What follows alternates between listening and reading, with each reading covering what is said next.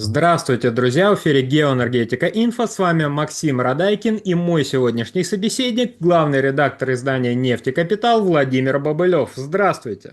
Здравствуйте, Максим. Апрель 22-го Литва отказалась от российского газа. Май 25-го литовский завод Ахема остановил выпуск аммиака из-за высоких цен на газ. Конец мая 25-го остановившая аммиачный цех литовская Ахема закупает аммиак в России. Владимир, вот такой вот вопрос, а как это вот прибалтийские тигры решили вот отказаться от всех ресурсов, которые они ранее покупали в Российской Федерации, и решили закупать конечный продукт с добавленной стоимостью, оставлять прибыль в Российской Федерации. Это что за такой вот хитрый ход завалить Россию деньгами? Мне это напоминает старый еще советский анекдот, по-моему, времен Брежнева, почему-то про китайцев. Когда китайцы днем сажали картошку, а на следующий день ее выкапывали, потому что очень кушать хочется. Вот это какой-то удивительная какая-то близорукость. Вот, ну, я даже не знаю, с чем это сравнить. Вот, ну, это, наверное, как те юные девицы, которые считали, что творог производится из вареников. Вот. Или, может быть, это просто такая коллизия, когда власти ряда европейских стран совершенно не понимают, что происходит в их экономике, не общаются со своим бизнесом, поэтому, опять же, считают, что творог производится из вареников, а удобрения, ну, видимо, как-то растут уже в мешках на деревьях сами собой. И когда вдруг оказалось, что их производят из газа, для них это было удивительное открытие. Кстати, вот примерно такое же открытие сделали для себя финны, по-моему, в 22 году, когда они перестали покупать российский газ, а потом выяснилось, что у них почему-то грузовики перестали ездить. А грузовики перестали ездить, потому что для того, чтобы европейские грузовики высокоэкологичные ездили, туда обязательно нужно заливать жидкость AdBlue, которая в основном состоит из мочевины, там, и, соответственно, вот там карбамид для производства вот этой самой жидкости, которая необходима для того, чтобы европейские грузовики ездили с соответствующими выхлопами, не нарушающими экологические европейские требования. Оказалось, что сырье для производства этой жидкости закупалось в России, делалось из газа. А когда газа не стало, то не стало этой жидкости. И финские там дальнобойщики стали очень возмущаться. И тут как бы финские власти удивились, сказали: ой, а почему это так произошло? Вот примерно что-то подобное с аммиаком и удобрениями в Прибалтике. Да, действительно, оказывается, что удобрения делаются из российского сырья. Если отказаться от российского сырья, то придется покупать его где-то в других местах, сложнее, дороже. Тут еще есть логистическая проблема, потому что вот аммиакопроводы есть, а терминалы для приема аммиака при поставках по морю в Литве нет. И, соответственно, ну, как бы привести его на завод технически крайне сложно, ну, вернее, даже, наверное, невозможно. И получается, что сами себе отрубили поставки сырья, и потом удивились: ой, а почему это у нас производство аммиака остановилось?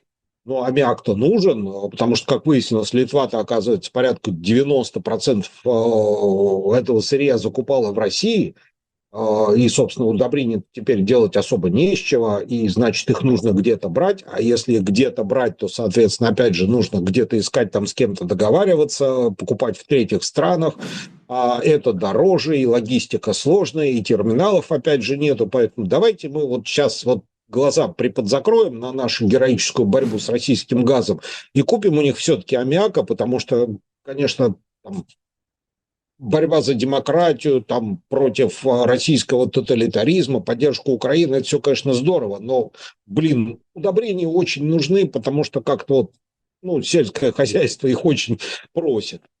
Причем, что самое интересное, этих граждан вообще ничуть не образумила, не остановила, не напугала ситуация примерно сходная в Европе.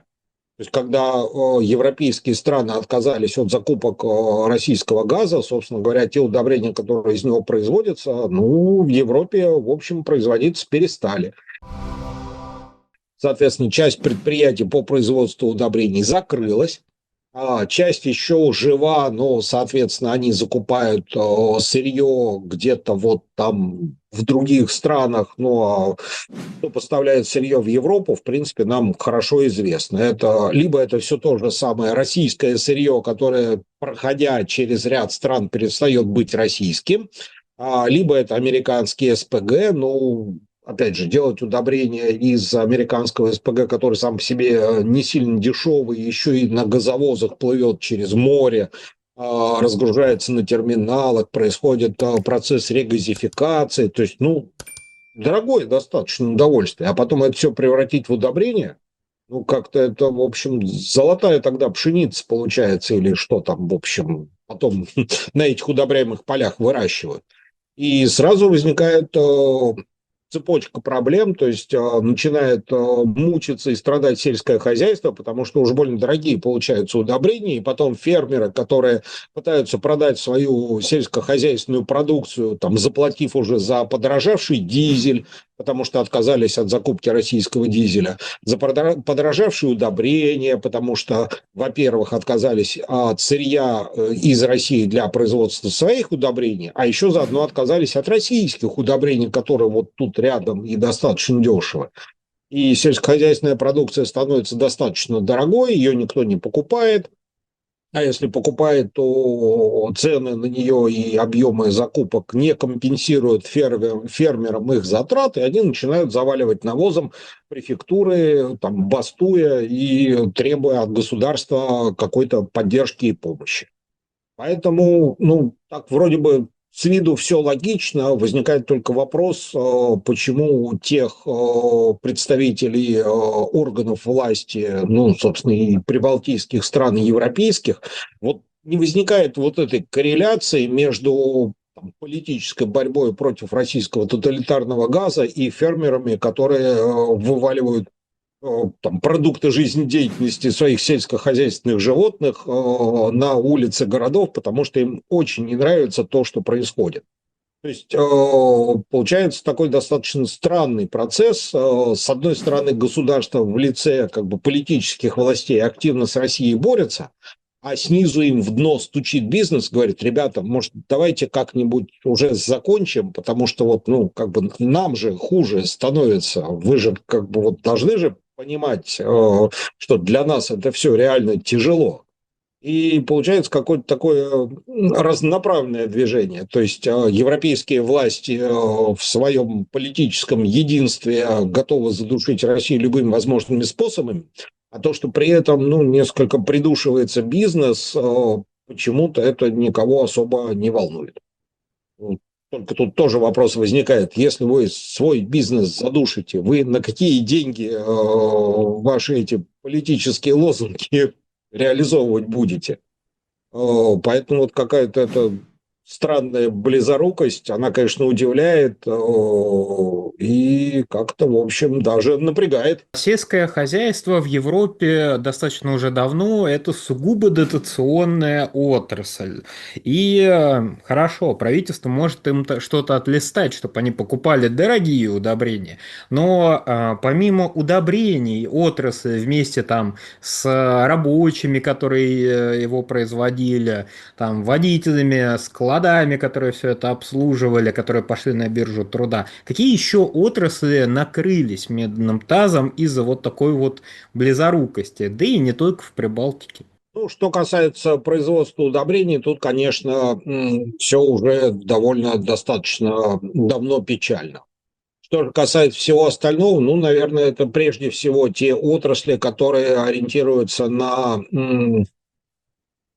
достаточно сильно подорожавшую электроэнергию из-за роста цен на энергоресурсы, которые позволяют эту энергию производить. Ну что это, соответственно, прежде всего металлургия, которая достаточно энергозатратна и, соответственно, подорожавшая электроэнергия заставляет либо закрывать эти предприятия, либо владельцев этих предприятий заставляет задуматься о том, чтобы переезжать с этими производствами в какие-то другие страны, где энергия более дешева. Я напомню историю с одним из крупных сталелитейных заводов, по-моему, в Шотландии, который собирались закрывать, потому что стоимость электроэнергии уже не окупала производство стали на этом предприятии. И тут, опять же, получается, что государство берет на себя социальную нагрузку в том случае, если возникают вот такие вот коллизии. Предприятие было достаточно крупным, поэтому государству пришлось выкупить его у частных владельцев. Ну и, соответственно, теперь это государственный геморрой обеспечивать либо электроэнергию или какие-то дотации для того, чтобы производство не останавливалось, либо закрыть все это к чертовой матери, но при этом взять на себя социальные обязательства перед теми людьми, которые будут вышвырнуты на улицу.